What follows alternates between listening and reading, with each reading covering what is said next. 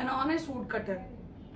చాలా నిజాయితీ కలిగినటువంటి తెలుసుకుందాం. Poor woodcutter once dropped his axe in a river. Okay, so చాలా పేదవాడైనటువంటి చెక్కని నరికేటువంటి వాడు అనమాట. సో అతని యొక్క ఉద్యోగం ఏంటి అంటే చెట్ల దగ్గరికి వెళ్ళి చెక్కని నరకడం అతని యొక్క పని.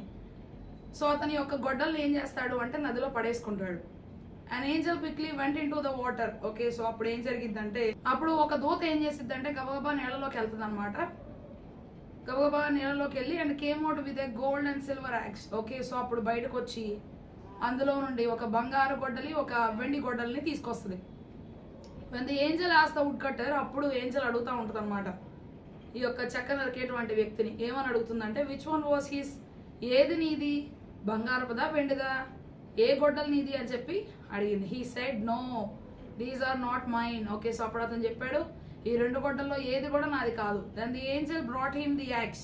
ఓకే, సో తర్వాత ఆ యొక్క దూత ఇంకొక గొడ్డల్ని తీసుకొచ్చింది విచ్ బిలాంగ్ టు హిమ్, ఏదైతే అతని యొక్క గొడ్డలో ఆ గొడ్డలు తీసుకొచ్చింది. The poor man thank the Angel.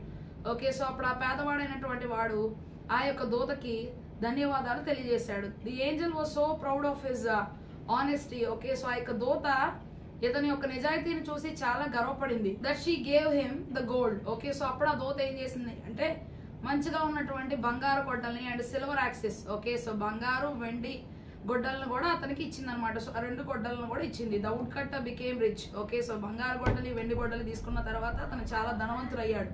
And his friend who was a greedy man.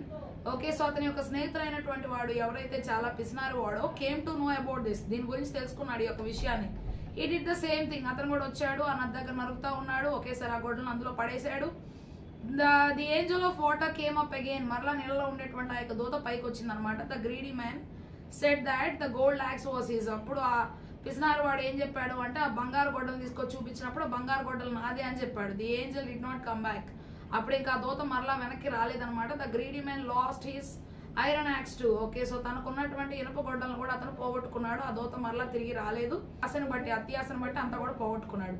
Honesty is the best policy. So ఎప్పుడైనా సరే మనం చాలా నిజాయితీగా ఉంటే అది ఎప్పుడైనా మన యొక్క జీవితంలో అభివృద్ధిని మనం చూడటానికి అవకాశం ఉంటుంది.